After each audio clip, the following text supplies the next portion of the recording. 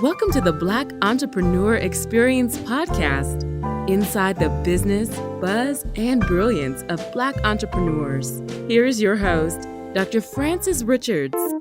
This is a bonus episode. What happens in Vegas goes all over the world on Black Entrepreneur Experience, episode number 263. Our guests have sent us so much swag, books, and giveaways this year.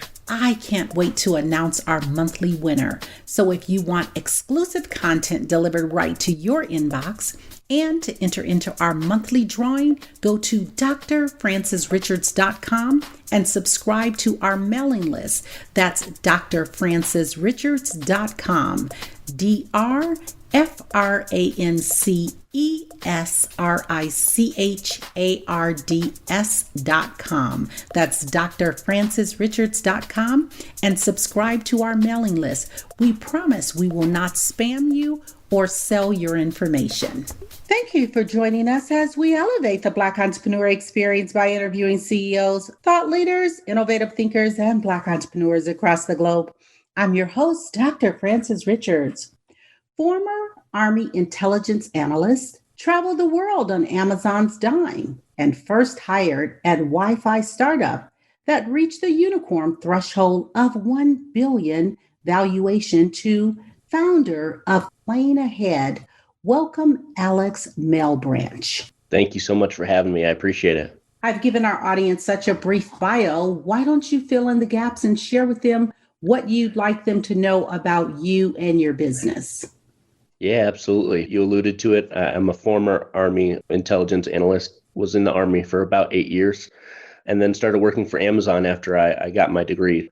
I worked for Amazon here in the States, went over to Australia, worked for Amazon in a sales and project management capacity, came back and decided after working at another startup unicorn that I want to do my own business. So that's kind of what prompted everything. And one of those very serendipitous experiences, I would say, where you're trying to do something and you can't figure out how to do it. And you're looking on the internet, hey, how can I do this? How can I do this? And you couldn't find an answer. So that's when I decided, okay, this is what the business is going to be. The business is Planeahead, as you said. And I'm kind of a quick synopsis, and I'm sure we'll go into it a little bit more, is that we're able to intake people's itineraries and then we track it on a daily basis. And as the price of the itinerary goes down in price, we exchange the ticket. Instead of kind of having to stock the tickets and buy it on the day that's just right, you buy it any day you want. And then, let's say you're going from LA to Chicago. Every day from the day that you buy it to the day that you leave, we'll track it. If it goes down $100, switch the ticket, and then you'll get $100 of credit. Change it. It's a really good opportunity for travelers that are constrained by finances, constrained by flexibility. So we're pretty excited about what we're doing so far. So as you said, I'm an former Army veteran, intelligence community for about 8 years. Worked here in the States for Amazon and then moved over to Australia in a sales and project management capacity. When I came back, worked for Amazon a little bit more, joined a startup and grew that startup, or helped to be a part of the growth of that startup until, like you said, it reached its unicorn status, which is $1 billion valuation. So those two experiences really prompted my passion for wanting to start a business. Planeahead, when it got started, it was one of those very serendipitous. I was trying to figure out how to do something. I couldn't find a reason or a way to do it. So I decided to create it myself. I'm Planeahead very simply and very quickly, and I'm sure we'll get in more detail a little bit later. But it's an opportunity for you to buy your ticket, and then as a member of Planeahead, you send us your itinerary, and we actually track your ticket on a daily basis. Since the removal of change fees throughout the airline industry, once you send us your itinerary, we track it every day. When the ticket goes down in price, we actually exchange it for you and then send you the airline credit. So, for instance, if you're going from LA to Chicago, buy it 3 months in advance. If your ticket goes down by $100 in between that time, we'll switch out the ticket, same itinerary, same time, no changes, but you actually get a $100 credit because that's how much the price went down. So we continuously change it as many times as the actual price changes. So it's a really good opportunity for customers that are constrained by finances, constrained by flexibility, and it gives customers a really good option there. So we're excited about what we're doing so far. Talk about maneuvering through that. Now, is it a membership model you're working for? How are you compensated? Yeah, so it's a membership model, very similar to an Amazon Prime, $99 for the year. You can travel once, you can travel 100 times. There's no additional fees, anything like that. The only additional fee, if you want to call it that, in addition to that yearly membership, is there's additional person's fee. The membership is actually not an individual membership. Again, I wanted to make it cost effective. So it's actually naturally a family or household membership. So if when you're on the website, you'll see it covers 2 adults, which is 18 and over, and 2 minors. So for $99, it's those 4 people. And then let's say you have 4 kids. It'll cover the 2 adults, 2 kids, and then it's $50 per additional member. So I set it up like that because I was kind of, when I created the product, I was focused on 2 kind of subsections or demographics, 2 that I'm a part of, millennials and families. So both of millennials and families constrained by time, constrained by resources. So I wanted to make it something that could be ingested by those 2 communities at large. And obviously it works for many others, but the membership is meant to be shared. It's meant to be experienced with other people. That's what traveling is supposed to be about. That's how it's set up. Talk about how did you put together connecting all the airlines? Yeah. There's not a kind of a back end connection between the airlines. Last year with COVID, the airlines made their individual decisions to eliminate change fees. And so that created an opportunity for customers to be able to change their own tickets in order to get that credit. I'm somebody that grew up in kind of financially constrained situation. So I'm kind of naturally wired to kind of look for the best deals. I travel quite a bit. When I would buy my tickets, I would periodically kind of go back, see what the flights were, and then change them myself. There's no kind of back end connection. It just kind of, when you join with the membership, the information that we gather allows us on your behalf to go in there and make those changes accordingly for you. And how is business going? Business is great so far. So we're, obviously COVID makes it a little bit more interesting, right? Especially with travel. We decided to go the route of kind of a slow roll out to our consumers. There hasn't been any major marketing push. It's really just been word of mouth and people's experiences. We've had customers that have saved $400 and $500 already in flights. Because if you think about it with the membership model, if you take my family, for example, I've got a wife and 2 kids. I buy tickets for all of them. So when we go somewhere, that's 4 tickets. I've saved $80 on a flight before, or 80 times 4, you're already saved $320. So the membership pays for itself in 17% of the time on the first trip. It's a very, very cost-effective way to be able to travel and then add travel on top of that. That's kind of, yeah.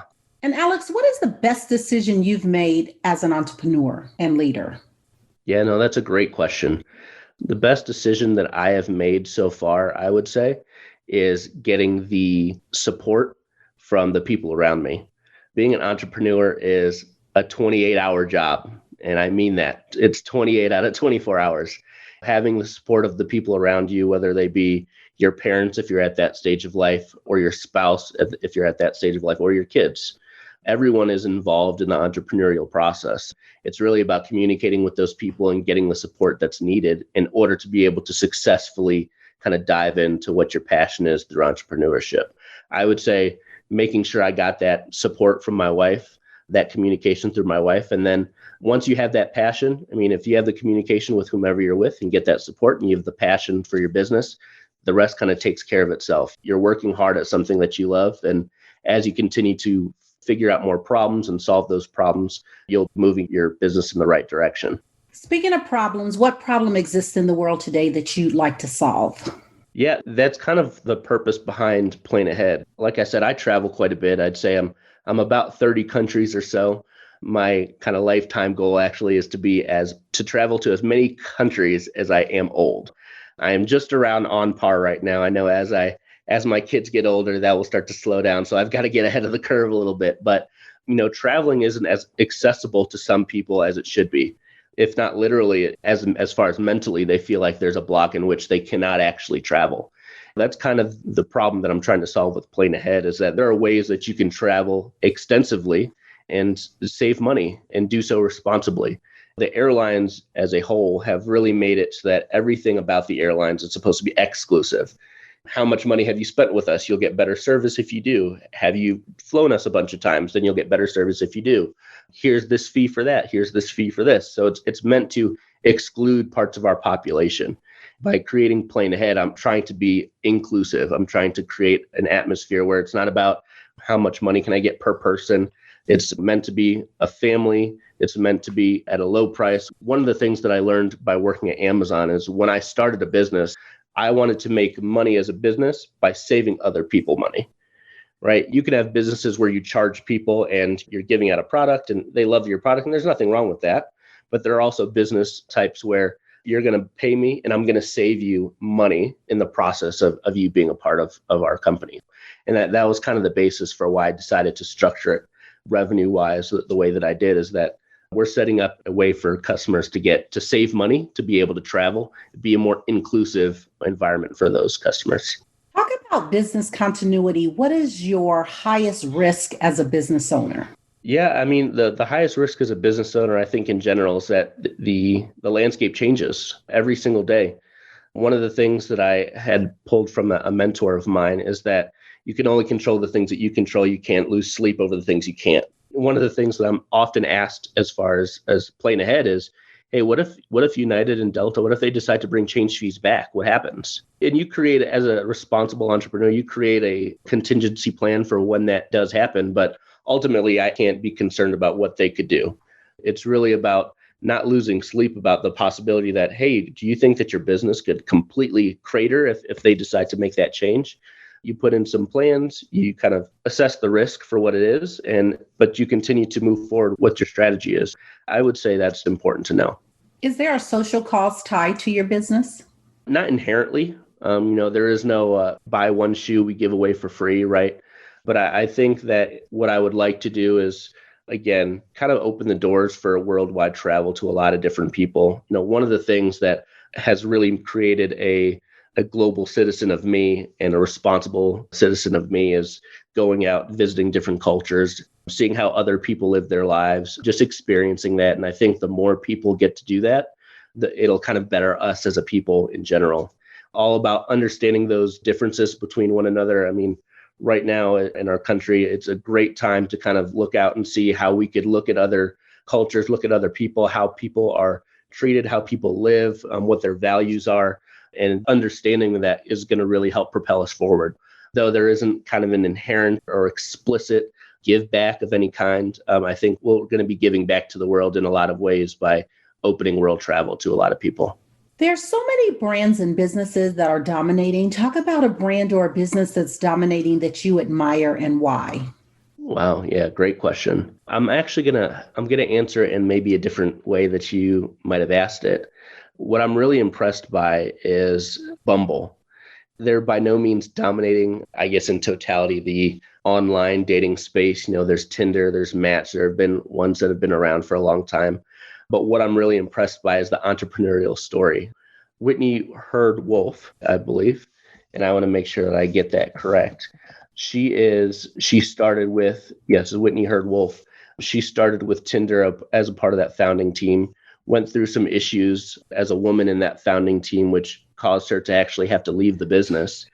And she then took her idea and created a women-empowered competitor of that and became successful. I believe she's 31 or 32, and she's the youngest self-made billionaire woman of all time. When I had been following that story as of late, because they had just IPO'd, I believe, in the last 2 months or so, just thoroughly impressed by that entrepreneurial story, the way that you get pushed down and how many times you have to stand back up. As far as a brand, obviously, they're doing very well. They just went public. But I'm more impressed with that entrepreneurial story, and I try to pull more examples like that as I kind of build my own business. I focus more on the entrepreneurial story behind the people that start these companies. That's awesome. Thanks for sharing. What is the vision for Planeahead? Yeah. The vision for Planeahead for me is much more about the stories that we're going to be able to tell from our customers.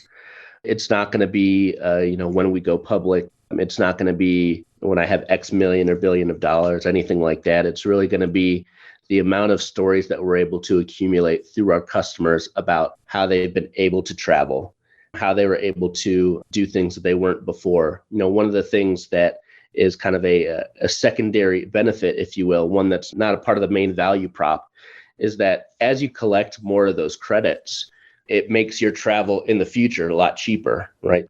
not only are you saving money on your current flight, like, hey, it went down from $300 to $200, which is great, but now you've got $100 that you can spend on the next one.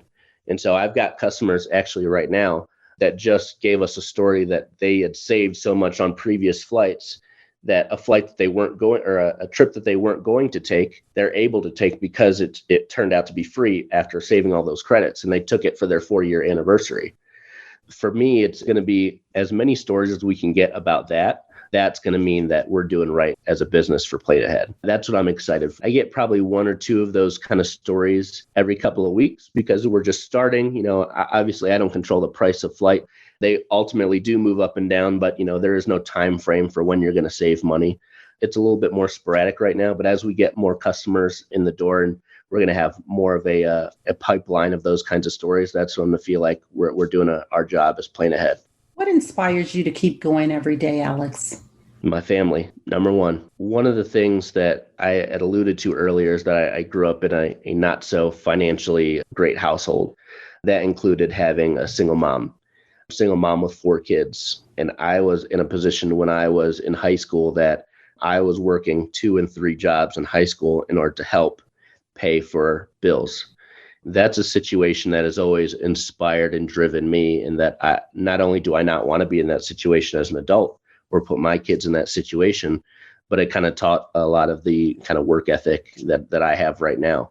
When I work as hard as I do through my business, I'm thinking about what it's going to mean for the freedom of my family. Obviously, financial freedom is going to be a part of that, but freedom as far as our time.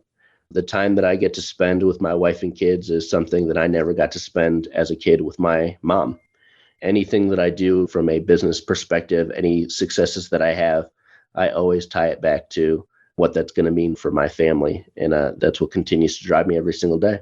Is your wife working in the business? No, my wife is working as a stay-at-home mom at the moment because she's an incredible woman. She stopped what she was doing and she chose to support me instead, which goes back to one of the things that I talked to before is if you have the support of the people around you, that's going to be the biggest thing that propels you forward.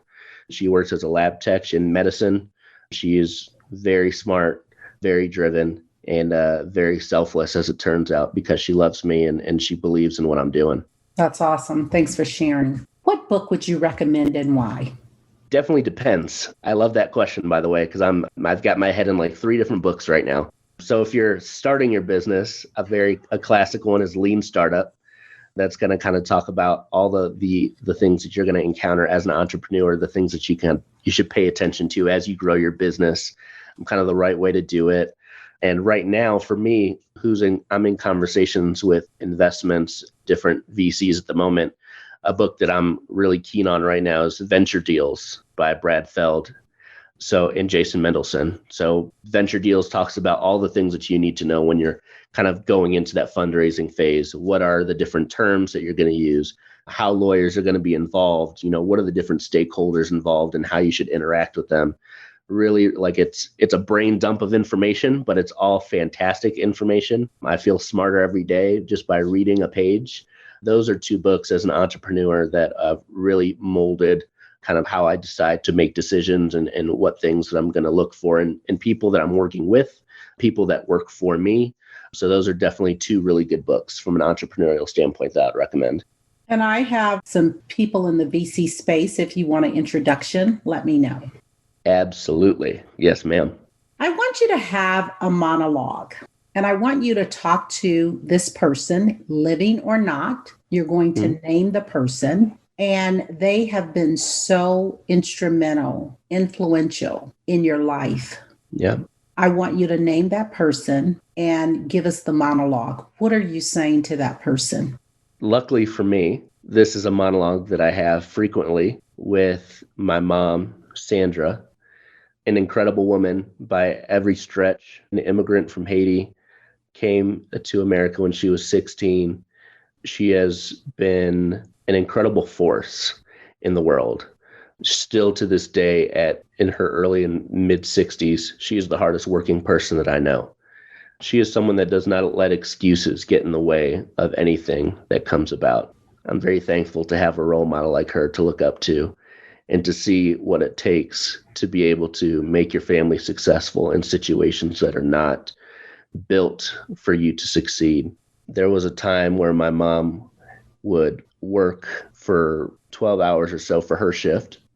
She would pick up while she was there an overtime shift from other people. And the ability to do that, she would pick up the shift.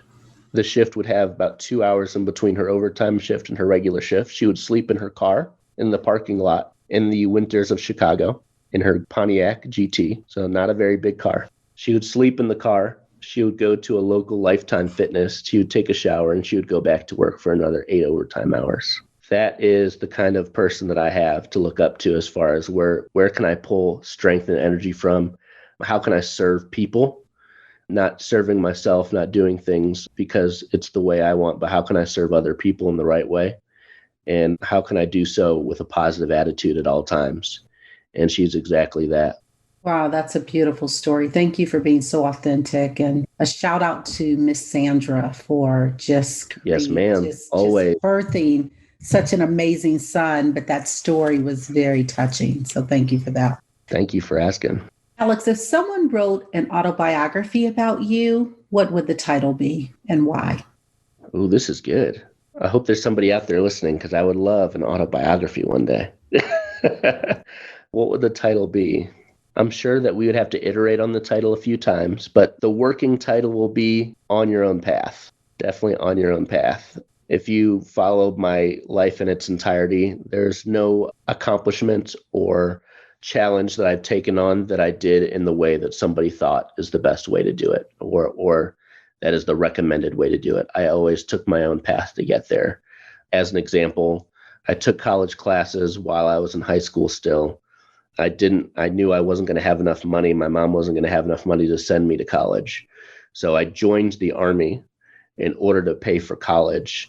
And so when I got to college, I was able to use the money from the Army, the credits that I had done while I was still in high school, to get my 5-year degree in 3.5 years.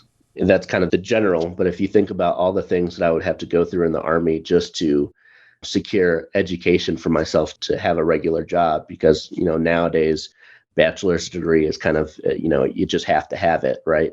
The steps in order to get to that point where I can just get a job a little bit more winding than others that take the ACT, they get into college, they move into their dorm right away. I didn't have that experience.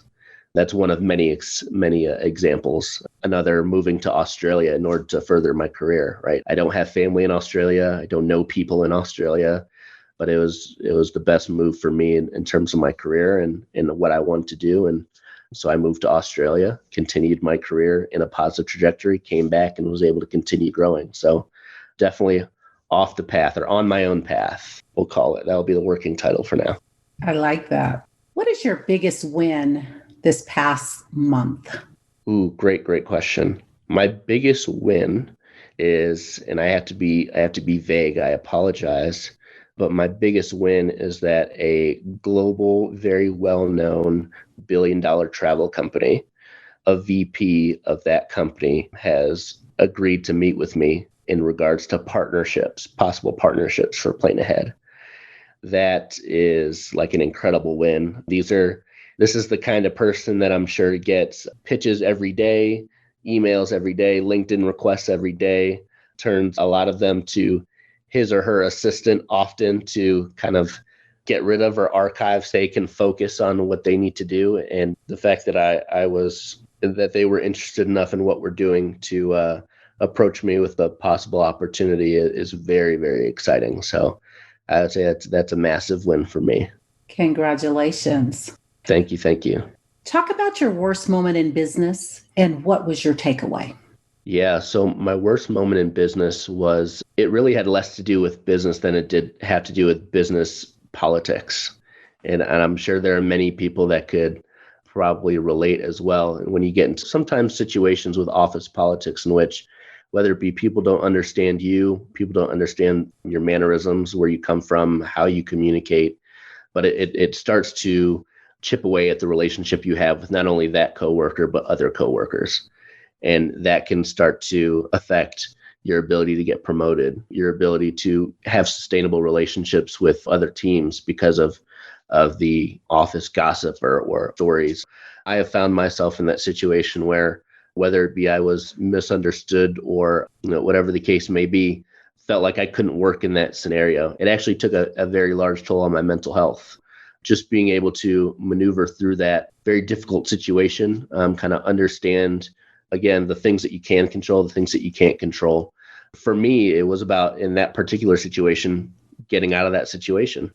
Some people don't have enough courage to say, hey, this isn't working, I need to leave. And it took me a while to get to a point where that's what I needed to do. And when you're working really successfully, you're working at a really great company, you're making six figures, the last thing that you want to do is say, I need to leave for my mental health. But that's what it took. So I want to stress to people, anybody that's listening to this story that's gone through this before and it's taking a toll on your mental health, that mental health is something that you cannot, get back if you chip at it enough time. Money, you'll always get back, but you will not be able to get that kind of peace of mind for yourself. That's a situation I've worked through, learned a lot from, and I'm a large proponent and advocate for mental health. I'm always open for a conversation around that as well. And speaking of mental health, let's talk about self-care. And what does self-care look like for Alex? Self-care is a new thing for Alex. My wonderful wife has made sure that is a part of my routine. But self-care for me it could look like different things in different times, right? Self-care for me could be playing with my kids. I've got two beautiful daughters, lots of energy, so much fun. So when I am, head in computer with 12, 14 hours of Planeahead work, it could be a great release for me to go to the playground with my 3-year-old and do the monkey bars. Self-care for me sometimes is a little bit more solitary. I am a really big craft beer guy. I'm a whiskey connoisseur. I've got my collection. So for me, it sometimes just be cracking open something new for me to try. I get to the point where sometimes I look up the history of the bottle and all these other things. So just, again, kind of go on a little passion project tangent, something to take my mind away from some tough things. And spending time with my wife is always one. Self-care for me is watching some Married at First Sight with my wife, or, if she wants to watch The Bachelor, whatever the case may be. That's self-care for me at this stage of my life, which is amazing. That is beautiful. Talk about your most memorable moment in life or business. So it has nothing to do with business. I'll start with that. I will have a business example and then a life example, because you asked about life. The most memorable is I used to dance back in high school, and originally started dance because I wanted to talk to a girl, of course. And again, I ended up getting the girl, but I started dancing and actually enjoying it, going to competitions and things like that. And if you're familiar with So You Think You Can Dance, the choreographers, Dave Scott and, Mia Michaels, all these very famous choreographers. I actually went to a competition, a convention, the first year I started dancing. And I went to this convention with all these professional dancers. Again, I went because of a girl, but I was there by myself doing these dances, and I looked and felt very stupid. Flashback to the following year, I went to the same convention, and I actually got a dance scholarship from one of those choreographers, a choreographer that did Stomp the Yard and Step Up, and Dave Scott, Lorianne Gibson, very prominent choreographers. So in my life, to go from being embarrassed, that first year I left the convention classes because I was so embarrassed. And then the second year I came back and I got a scholarship because I had worked throughout that year to make sure that didn't happen again. And so if you go to these conventions, there are hundreds of people in these huge ballrooms, right? To get a scholarship, they walk through, the lines and they pick out, one of hundreds of people. So it's a pretty big deal. So that, for me, it was really good. I've had opportunities to do movies and things like that in that capacity. Business-wise, I would say the biggest thing that has happened to me, or most memorable thing that has happened to me, is getting my first customer at Planeahead. As I said, I kind of, when you're an entrepreneur or when you start your own business, right, it's motivated by your passion and your idea. And candidly, sometimes our ideas are stupid. That's okay. Sometimes we think of things that we're passionate about, but we realize nobody else is passionate, right?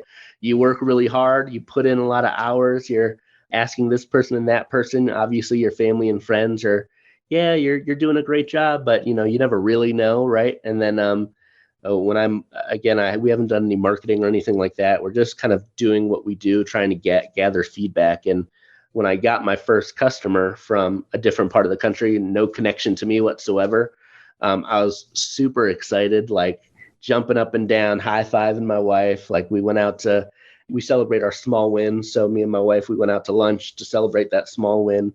It was pretty exciting for me because to know that working through the nights and working every day and trying to come up with this idea, and is it going to be the right thing for someone to come across my website or come across some sort of thing that led them to me and make the buying decision, say, hey, because $99 is not an insignificant amount of money. So for someone to say, yeah, I see what they're doing. That's really cool. Here's my $99. That was super, super exciting for me.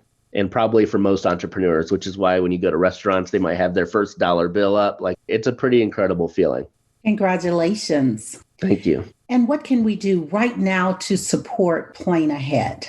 Yeah, so a few things, right? I think for Planeahead, obviously getting more customers. And so I don't want to create a platform where it's just go to the website and buy.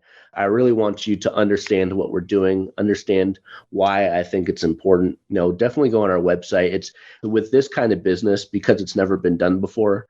And I say that very literally because the change fees just were eliminated last year. So, other things like Kayak and Expedia, those businesses were tailored around the restrictions that have always been around the airline industry, right? They do their best to negotiate on the back end with these airlines, like, hey, can we get a discounted rate? Let's do this, let's do that, and kind of work within that system. Our company, because of the removal of change fees, is the first one that is operating in this way. There's a large portion of it that's education.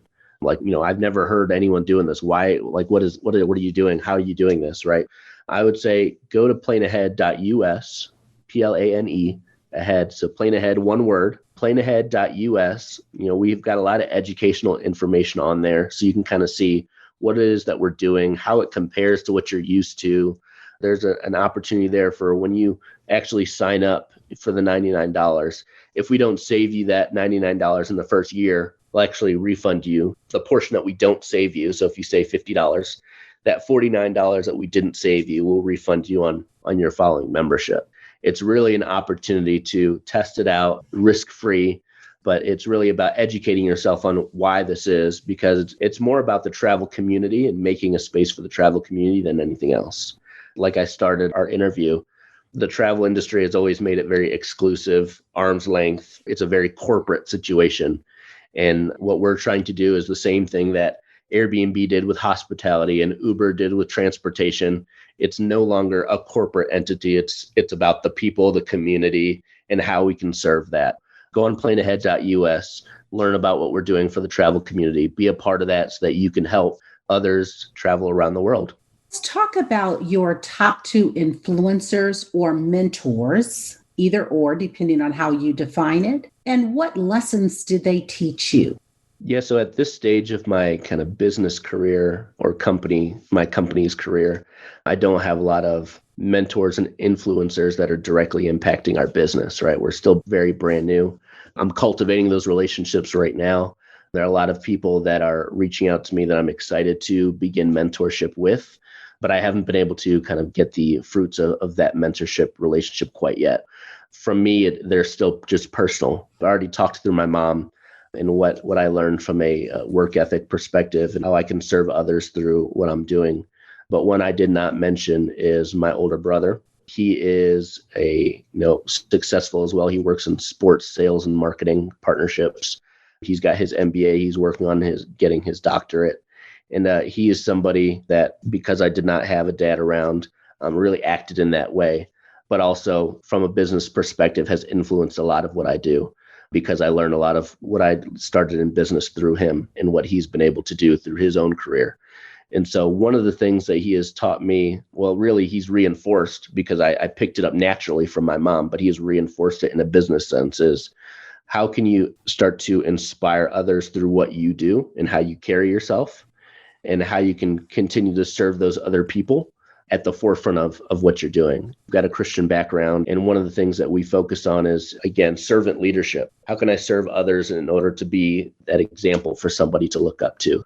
I would say just continuing to learn that work ethic and leadership and serving others is something that I look up to my brother for immensely. He's been able to parlay that same, those same values into his own success in the sports world, which is not an easy place to do that. The sports world is very, very narrow as far as connections and how you get to certain places. And, he's been able to go through professional teams and college athletic programs, and he's found great success in doing so. So definitely the work ethic in serving others through both my mom and my older brother, two huge mentors of mine.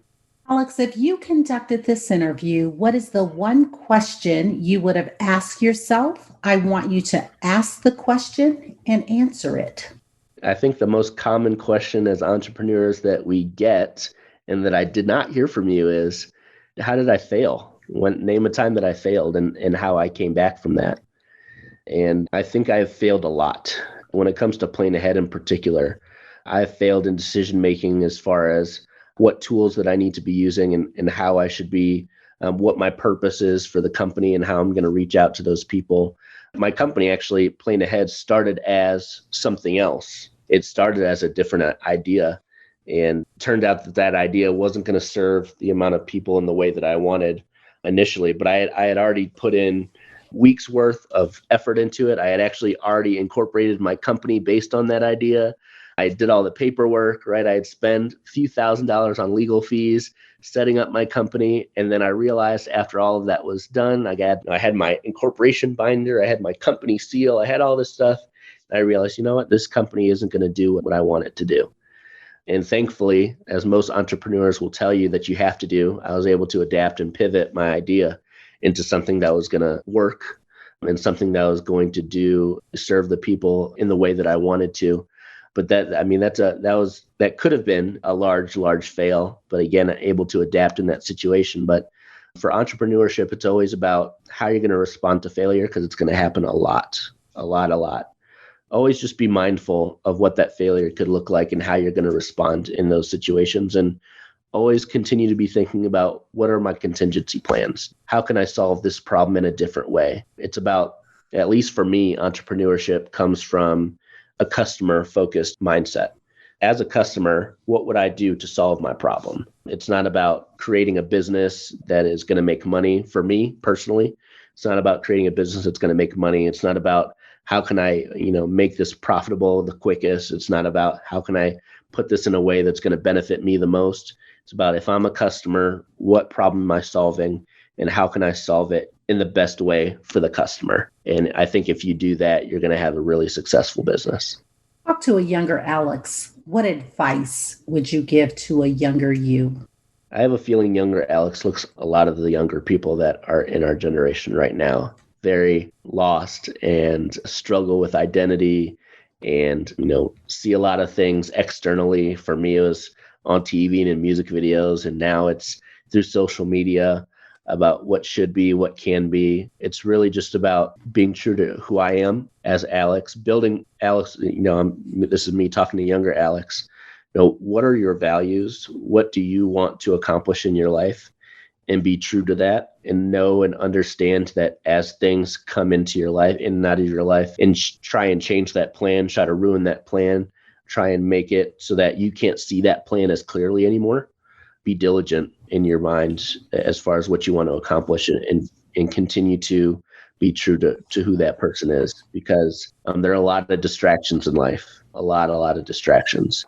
And the more that you can hone in on what it is that you are, who you want to be, what you want to accomplish to your core, the more successful you'll be in trying to accomplish that. And the more successful you'll be about shielding those distractions from you. We've come to the part of our interview. It's called Fun Facts Lightning Round. I'm going to ask you a series of questions, and I want you to give me very quick answers. If there's something you desire not to answer, feel free to say pass. Are you ready for the Fun Facts Lightning Round? I'll be as quick as I can. Your first job? I was a busboy at Cece's Pizza. Your favorite color? Orange. What food you eat every week, no matter what? If I have time, it would be steak, because I love meat. Your favorite singer or rapper? I don't know. Your favorite dance song? With my daughter, it's Old Town Road. The last movie you saw? It was the killer one with Denzel Washington and Jared Leto, the one that was on HBO Max. You relax doing what? Drinking a beer in my man cave. Your favorite month? February, it's my birthday.